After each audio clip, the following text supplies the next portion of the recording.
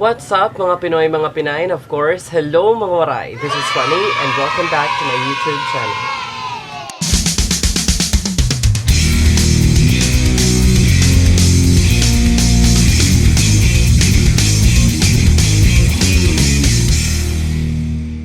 Good day everyone, and today I will be talking about something I know for sure that most of you here could relate.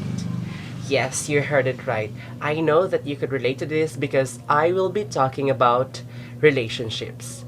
Pero it's not about relationship, it's not about staying strong or SS relationships, but I'll be talking about the reasons why relationship ends or relationship breaks. Aside from the fact na may naghihiwalayan dahil sa may mga taong manluloko na hindi nagsasawang manloko, may mga gagong paulit-ulit tayong ginagago.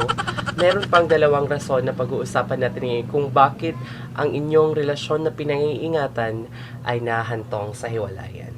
And without much ado, let's start. First and foremost is the failure to know ourselves really well. Since we are in love, in the idea of being in love, minamadali natin na maging in a relationship without really knowing ourselves.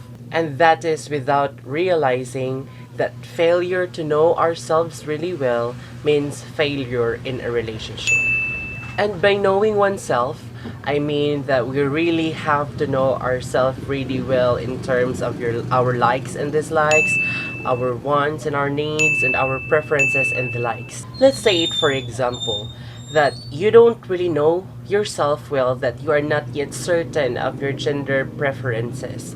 Like, dahil you are in love of the idea of being in a relationship, minadali mong maging in a relationship only to find out that your gender preference is different. And that obviously will lead to breakup. Another example, you don't know yourself really well, that you do not know what are your likes and your dislikes.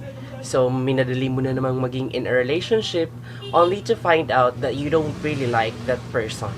Or it could be that you don't know yourself really well, that you don't know that you have this bad attitude that no one could really take, and you'll be in a relationship only to be hurt and broken. So it really is important to know yourself very well before entering in any kind of relationship.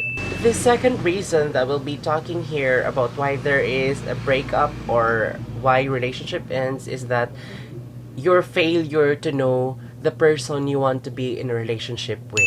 Now, this is the hardest part because this thing is tricky. Dahil, di ba nga, when we are in love with someone, we tend to overlook his or her imperfections, his or her mistakes, which could actually hinder ourselves to know better more, or to know more of that person.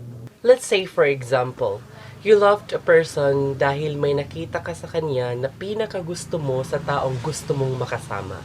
The tendency there is you are just going to focus on that one thing or things na ipinakita niya na gusto mo and ignore his or her other sides. Then there will come a time na ipalalabas niya yung mga ugaling hindi mo gusto, na hindi mo alam because, di ba nga, you tend to overlook his or her imperfections. And after loving him or her for so many weeks, for months, and even for years, the relationship could just end up in a painful breakup. So know yourself well, know the person you want to be with better before entering in a relationship. Di bali ng matagal magkajowa, basta pangmatagal.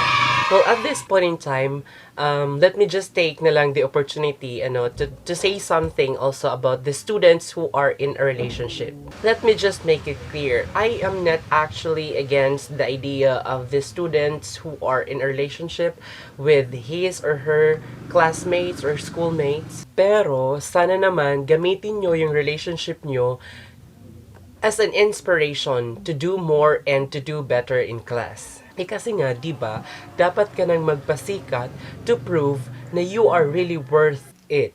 Nakakahiya naman kasi 'di ba na may jowa ka tapos bagsak ka sa quizzes, bagsak ka sa exams, tapos di ka pa makasagot sa recitation, 'di ba? So paano may impress ang jowa mo niyan or paano ka papasa niya? Hindi ko naman sinasabi na unahin niyo muna yung pag-aaral, wag muna jowa-jowa. Desisyon niyo yan eh. Yung sa akin lang, kahit pagsabayin niyo yan, basta maging responsable ka lang. Wag puro PDA, wag puro public display of affection lang, wag puro dikit-dikit lang. Mag-aral din po tayo paminsan-minsan. And that's it. That's it for this video. This has been Rani and you're watching Leyteño Vlogs.